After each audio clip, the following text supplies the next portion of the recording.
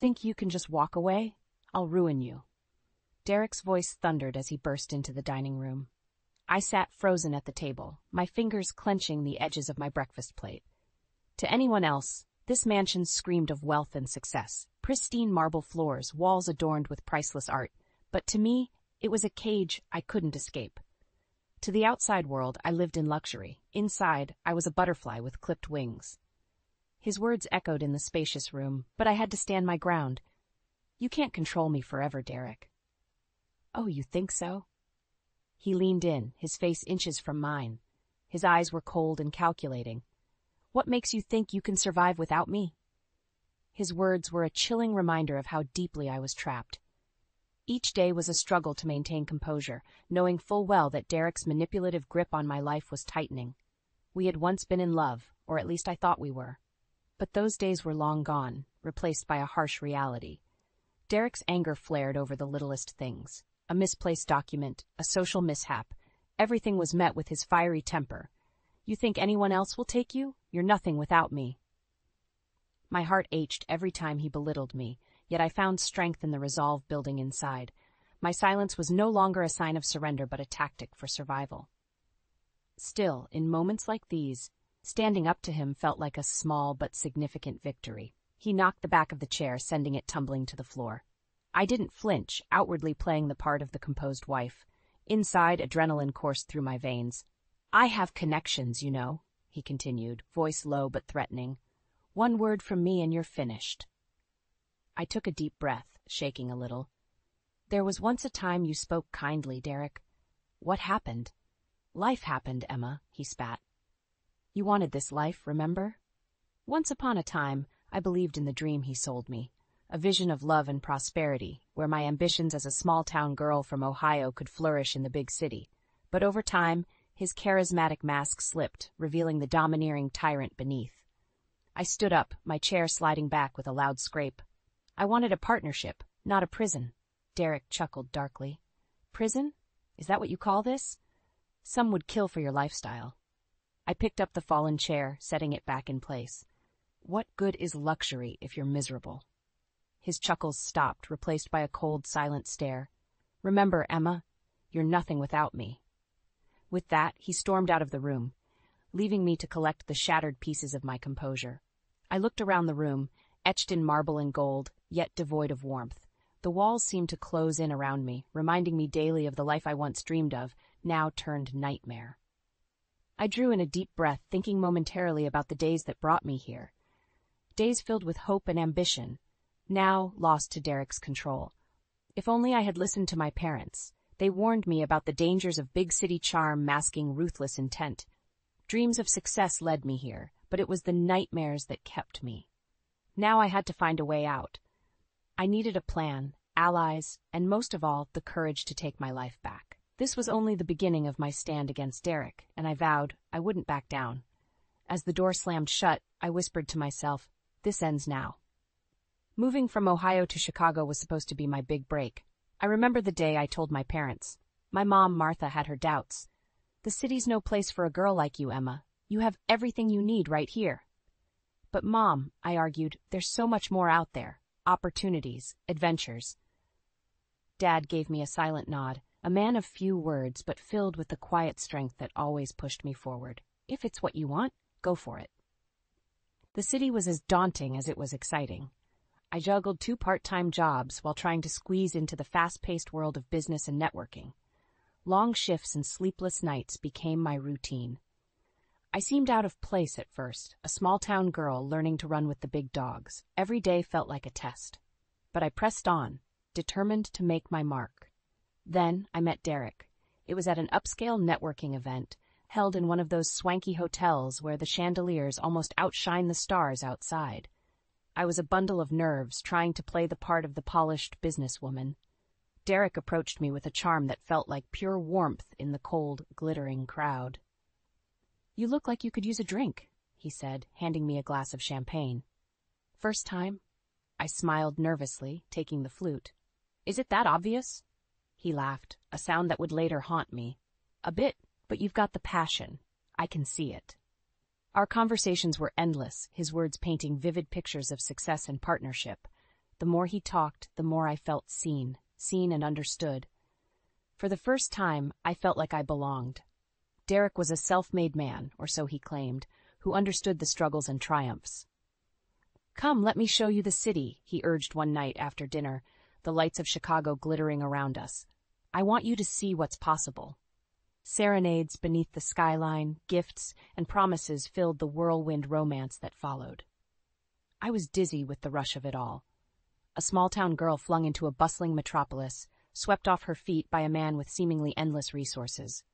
One evening, after an exquisite dinner at a five-star restaurant, Derek took my hand, his eyes gleaming with determination. "Marry me, Emma. Let's conquer the world together." I was speechless, my heart pounding. It felt like a dream, too good to be true. "Derek, this is so sudden." He squeezed my hand tighter, his smile softening. "When you know, and I know we're perfect together." The proposal was public, extravagant, and irresistible. My doubts drowned in the sea of his assurances. I said yes, and the rush of that moment made everything else fade away. The wedding was a monument to opulence. Every detail screamed perfection, from the delicate, hand-sewn lace on my dress to the lavish spread of food that seemed never-ending. Family and friends gathered under crystal chandeliers, watching as Derek and I exchanged vows that now felt like a lifetime away. In those moments, staring into his eyes, I believed in the future we built. Yet, not long after, the illusion began to crumble. Derek's charm started to wear off, revealing cracks in his golden persona. The man who once whispered sweet words of love and ambition now spoke with a sharp edge. "You're not trying hard enough," he snapped one evening when I expressed concerns about his latest business venture. "Do you even care about our success?" The cracks widened with each passing day, exposing rifts that words alone couldn't heal. The man who promised to elevate me had slowly begun the descent into a controlling tyrant. But at that point, it was too late to turn back. I glanced at the glittering city outside the window, remembering the hope and excitement that once filled me. Now it felt distant, almost unrecognizable. Nonetheless, a small spark remained inside, a reminder of my past dreams. Little did Derek know, this nightmare would soon turn to his. Life after the wedding was a blur of elaborate galas, high-stakes business meetings, and a ceaseless need to maintain appearances. Derek's charming facade began to slip away, revealing a colder, more controlling side. The man who once promised to conquer the world with me now seemed intent on conquering me. One evening, I was in the kitchen, trying to prepare dinner. Derek walked in, surveying the scene with his usual air of superiority. "That's what you're making, again?" His tone was dripping with disdain. I looked up, my hands trembling slightly. "Yes, Derek, you liked it last time." "Liked it?" he scoffed. "I tolerated it. You should know the difference by now." I bit my lip and turned back to the cutting board, my heart sinking. As I continued chopping, I could feel his eyes boring into me. He loved making me feel small, insignificant. "You never get it right, do you?" he snapped, knocking over a bowl of vegetables. "It shouldn't be this hard? Are you even trying?" His words stung, but I kept my head down. Any response would only fuel his anger. Days turned into weeks, and Derek's behavior worsened. He scrutinized everything I did, finding fault in even the smallest details. When I suggested we see a counselor, he laughed in my face. "Therapy? That's for weak people, Emma. We don't need some stranger meddling in our business." But deep down, I knew it wasn't our business. It was his. His control over every aspect of our life became more apparent with each passing day. One night, I decided to confront him. "Derek, we need to talk," I said as he walked in from yet another late night at the office. "About what?" he asked, not bothering to hide his irritation. "About us. About how things have changed." He threw his jacket onto a chair, loosening his tie. "Changed? How exactly?" "You're different. We're different. You're always angry, always criticizing me. This isn't what I signed up for." Derek's eyes darkened. "Maybe you need to change your expectations. Marriage isn't some fairy tale, Emma. It's work." "I know that," I countered, my voice wavering, "but it shouldn't be like this. We shouldn't be like this." He crossed the room in swift strides, stopping inches away from me. "Listen, and listen well. You don't get to decide how this marriage works. I do. You think you have any real say here? You're wrong." Tears welled up in my eyes, but I refused to let them fall. "This isn't love, Derek," he sneered, his lips curling in contempt. Love is a concept for the naive and the weak. Grow up, Emma. Weeks later, concerned after hearing about Derek's temper during the holidays, my parents called. Sweetie, are you sure you're okay? Mom's voice held a note of worry. I'm fine, really, I lied, glancing over my shoulder to make sure Derek wasn't around. Just busy with life here. Emma, you know you can always come home, Dad added softly. I know, Dad, but this is my home now. My words felt hollow, even to my own ears. As Derek's control tightened, my resolve grew stronger. I began to see the man I loved for who he really was, a master manipulator consumed by his own ego. My initial efforts to fix our marriage became a desperate scramble for survival. Collecting bits of evidence on Derek's unethical business practices became my new focus. I started documenting everything, keeping detailed records of his deals and transactions. It was a small rebellion, a secret act of defiance. Each note, each email saved, was a step closer to my freedom. Every day was another opportunity to observe, to gather more clues about his crooked activities. If Derek was going to keep me in this golden cage, I would use it against him. This nightmare had to end, and I was determined to break free. Derek's financial downfall began slowly, like the rumble of a distant storm. At first, it was subtle. Muted phone calls, late nights at the office. But soon the cracks in his empire grew too large to ignore. Derek, why are these bills late? I asked one evening, shuffling through a stack of past-due notices. He glanced at me, irritation evident. It's nothing, just a temporary setback. A setback? I held up the red envelopes. This is a bit more than that. He snatched the papers from my hand. I said I have it under control. Don't you trust me? His words were laced with anger, but also a hint of desperation. I could see the strain in his eyes, the cracks in his confidence. Of course, I trust you, I lied, choosing my words carefully. I just worry sometimes. Worry about yourself, he snapped. I don't need you poking around in my business. But it was clear Derek was no longer the unstoppable force he once seemed. His businesses began to crumble, and he became increasingly erratic. One night, he came home, a shadow of the man I once knew. His clothes were rumpled, his face drawn. They're pulling out, he muttered to himself, pacing the room. Who is? I asked cautiously. My investors, he spat. Bunch of cowards. Derek, maybe there's something we can do. Maybe if we... Stop, he yelled, throwing a glass against the wall. Just stop. You wouldn't understand. This is bigger than you, bigger than us. I flinched at his outburst, but held my ground. We're in this together, remember? His eyes narrowed. Together? Now you care about together? You think you can help? You're just as useless here as you are everywhere else. His words cut deep, but they only strengthened my resolve. Derek wasn't just drowning, he was dragging me down with him. One evening, as Derek stumbled through another business call, a plan began to take shape. If I could gather enough evidence of his underhanded deals, I could tear down his empire and build a case against him.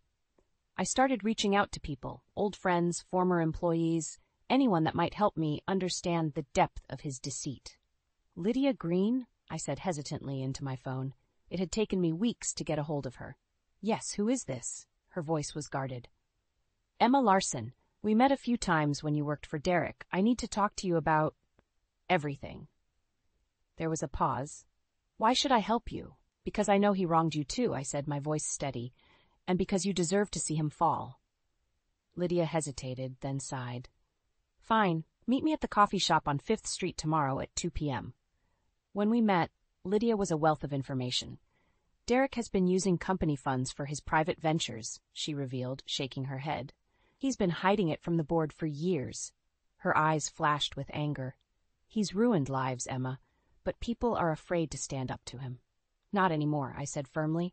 We gather the evidence, document everything. We bring him down together. The plan was formidable, but my resolve was unwavering. If Derek could manipulate his way to the top, I could surely expose the truth. The next step was to find more allies, people who would help me build the case against him. As I walked away from the meeting with Lydia, a sense of determination washed over me. Derek's empire, built on lies and manipulation, was about to crumble, and I would be the one to watch it fall. I knew it wouldn't be easy. Derek was ruthless, and I would need to be careful.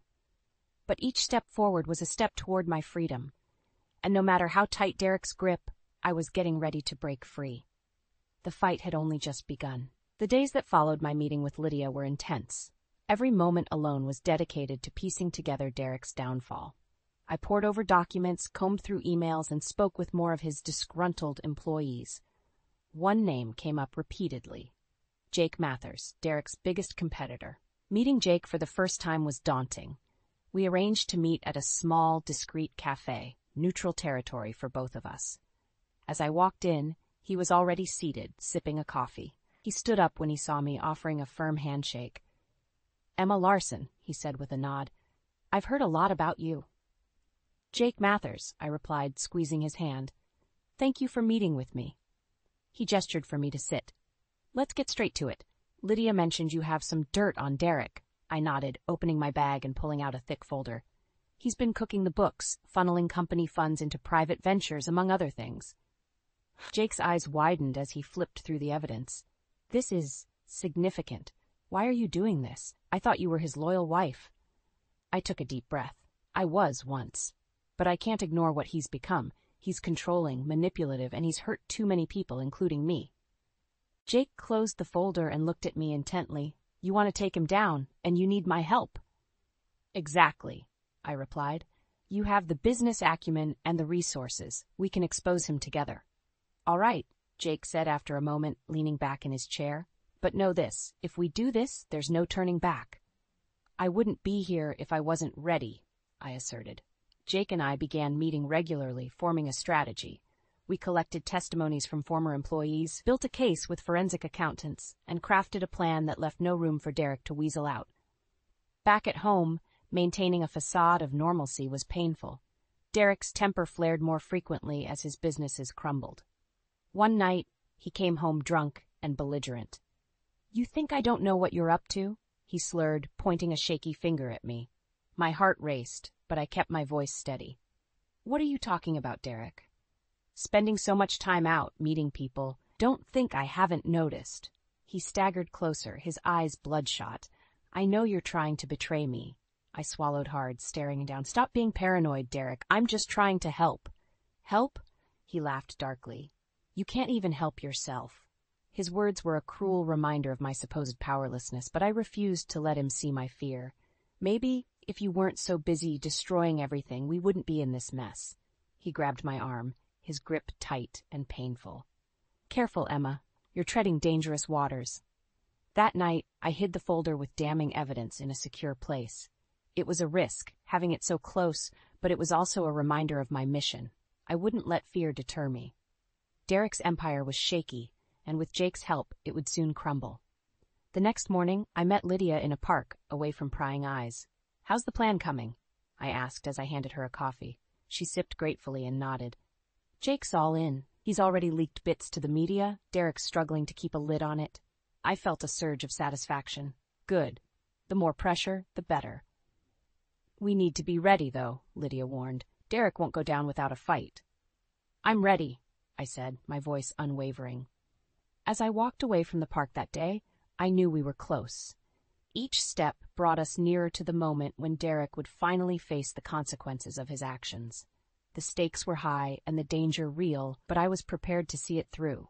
For too long, Derek had controlled my life. Now, it was time to reclaim it and watch him fall. The tension in the house was suffocating. Derek's paranoia reached new heights with each passing day. He was convinced that enemies surrounded him, but he never suspected the biggest threat was right under his nose. One evening, I received a text from Jake. "Ready for tomorrow?" I typed back quickly, "Yes."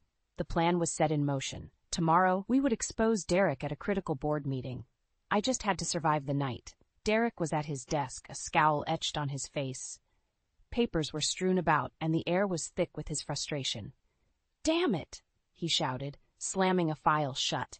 I approached cautiously. "Anything I can help with?" He looked up, eyes burning with anger. "Unless you can make $500,000 appear out of thin air, no?" I stayed silent. Offering advice would only enrage him further. I retreated to the kitchen, my heart pounding with anticipation. The next morning, I dressed carefully, choosing a professional outfit that exuded confidence. I needed every ounce of strength for what lay ahead. Derek eyed me suspiciously as I grabbed my bag. "Why so dressed up?" he asked, his voice laced with skepticism. "Board meeting," I replied simply. I thought I'd look the part. He grunted, not entirely convinced, but too preoccupied to dig further. I left the house, trying to keep my breath steady. Jake met me in the lobby of Derek's company building. "You ready?" he asked, his face serious. "As ready as I'll ever be," I replied, my voice steady despite the nerves roiling inside me. We walked into the boardroom together. The room was filled with powerful men and women, all waiting for Derek. Moments later, Derek barged in, oozing his usual arrogance but with a hint of desperation lurking beneath. "All right, let's get started," he commanded, dropping into his seat at the head of the table. The meeting unfolded. Derek laid out his usual bravado, attempting to mask the deteriorating state of his empire. But the murmurs and discontent were barely concealed among the board members. Jake stood up, interrupting Derek. "Before we move forward, there's something critical we need to discuss." Derek's eyes narrowed. "And what would that be, Jake?" Jake glanced at me, then turned to the rest of the board. "Derek has been hiding significant financial discrepancies. We have concrete proof." Derek laughed, a hollow sound. "This is absurd. Just another attempt by a rival to discredit me." I stood up, my hands slightly trembling, but my voice firm. "It's not absurd, Derek. It's the truth, and we have the documents to prove it." I handed out copies of our evidence. False transactions, misappropriations, and unauthorized deals. The room erupted into chaos, voices shouting over each other. Derek's face went pale, then red with fury. "You traitorous bitch!" he screamed, lunging toward me. 2 board members restrained him as I stepped back, my heart pounding in my chest. Jake raised his voice above the din. "The evidence speaks for itself. Derek has not only jeopardized this company, but also the livelihoods of everyone involved. It's time to vote on his removal." Derek struggled against the hands holding him back, his eyes filled with rage. "You think you can do this to me? You think you'll win?" The vote was swift and decisive. The board members, tired of Derek's tyranny, chose unanimously to oust him. As they escorted him out, his threats echoed through the hallway. "You haven't seen the last of me, Emma. I'll destroy you." But his words fell on deaf ears. I knew that this was just the beginning of his downfall. Jake approached me, a satisfied smile on his face. "You did it, Emma. We did it." I nodded, the weight of what we'd just accomplished settling in. Thanks to you and everyone who believed in bringing him down. As I walked away from the building, a sense of liberation washed over me. Derek's empire was crumbling, and for the first time in a long while, I felt free. The journey wasn't over. Derek would try to strike back, but I was ready. I had found my strength, and I wasn't going to let it go. The wind had shifted, and this time it was in my favor.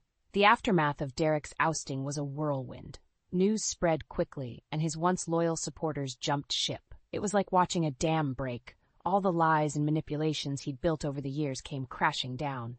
Derek didn't take it quietly. He stormed into our house that night, a dangerous glint in his eyes. "You think this is over?" he bellowed, slamming the door behind him. I stood my ground, calm but alert. "It is over, Derek. You've lost." He moved closer, his face twisted in anger. "You think you're tough now, huh? Think you can just ruin me and walk away?" "I'm not the one who ruined you," I replied, keeping my voice steady. "You did that to yourself." With a snarl, he grabbed my arm, yanking me toward him. "You don't know who you're messing with. I will destroy everything you have." I met his eyes, unflinching. "You already tried, and you failed. It's time to let go, Derek." His grip tightened painfully before he shoved me away. "You'll regret this," he hissed, storming out again. The following days were tense, as Derek tried to cling to the remnants of his power. But every attempt to salvage his reputation was met with resistance. The evidence we'd revealed was too damning, and the board refused to reinstate him. Legal actions were looming over him like a dark cloud. In the meantime, Jake and I worked tirelessly to ensure that the transition of power was smooth. We spent long hours at the office, reviewing contracts, meeting with stakeholders, and planning the company's future. "You did an incredible job," Jake said one night after a particularly grueling day. "Thanks," I replied, exhaustion evident in my voice. "It's been worth it, though." He smiled, his admiration clear. "You're stronger than you give yourself credit for, Emma." Those words stuck with me as I navigated through the chaos. With Derek out of the way, I started to rebuild my life. I found a small apartment downtown and moved out of the mansion that once felt like a prison. Jake and Lydia became more than just allies, they were friends. Lydia was a constant source of support, and Jake's presence was a grounding force. One evening, as we wrapped up another meeting, Jake looked at me thoughtfully. "You should come by the new office," he offered. "See the changes we're making." "I'd like that," I agreed, feeling a sense of closure as I looked ahead. Derek's threats didn't disappear completely. He made a few desperate attempts to contact me, but I never responded. Legal proceedings took their toll on him, and he slowly faded from public view. His fall from grace was complete. In my new apartment, I began to plan my next steps. Freedom felt strange, yet exhilarating. I pursued business ventures that I had put on hold for years, reconnecting with my passions. One afternoon, while setting up my new home office, I received a message from an unknown number. The words were simple. "He's hit rock bottom." I stared at the screen, the finality of it sinking in. Derek was done. There was no satisfaction in his suffering, only a sense of finality. I chose not to reply, deleting the message instead. Reflecting on everything, I realized that revenge hadn't been my true goal. It was freedom, pure and simple, the power to live my life without fear and to pursue my dreams without restraint. I called my mother, eager to share the news. "Mom, it's over. Derek's done."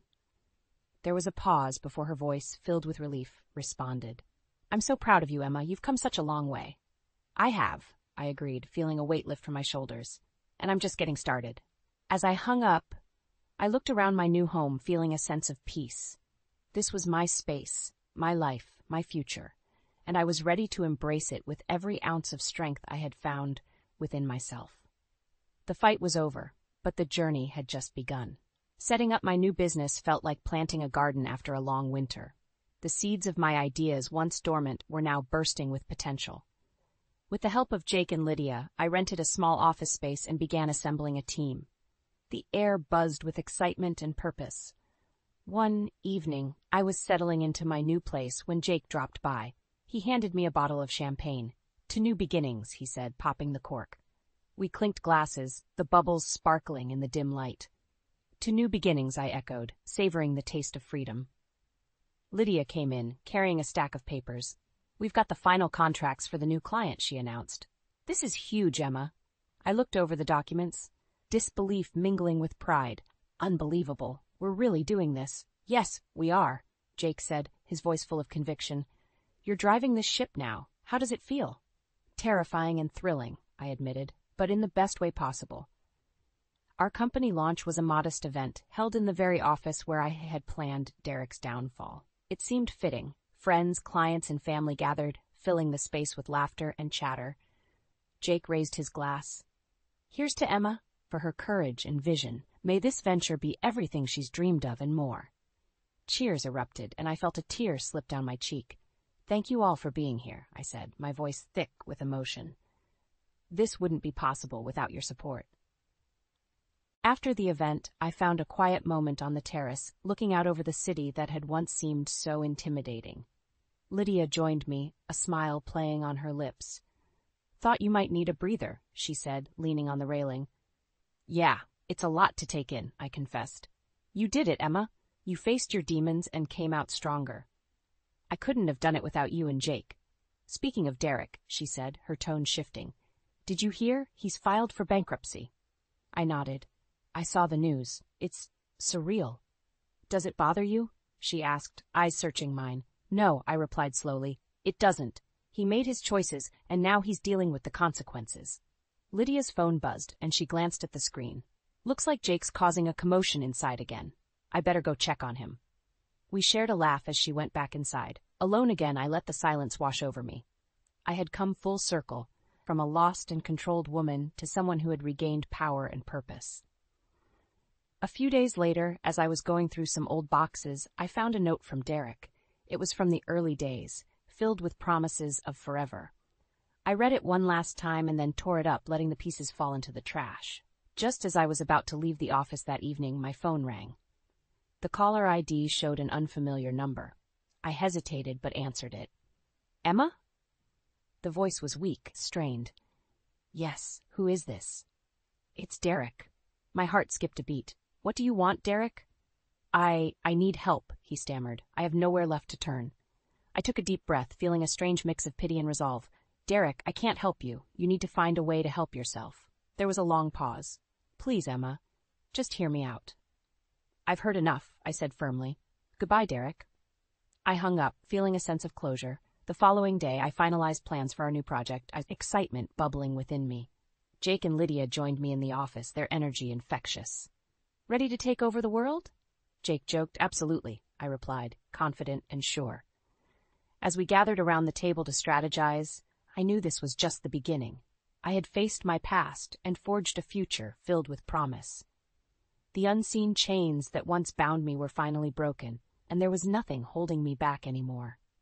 The sun set behind the city skyline, casting a warm glow over our plans and dreams. Together, we were unstoppable, and for the first time in a long time, I felt truly free.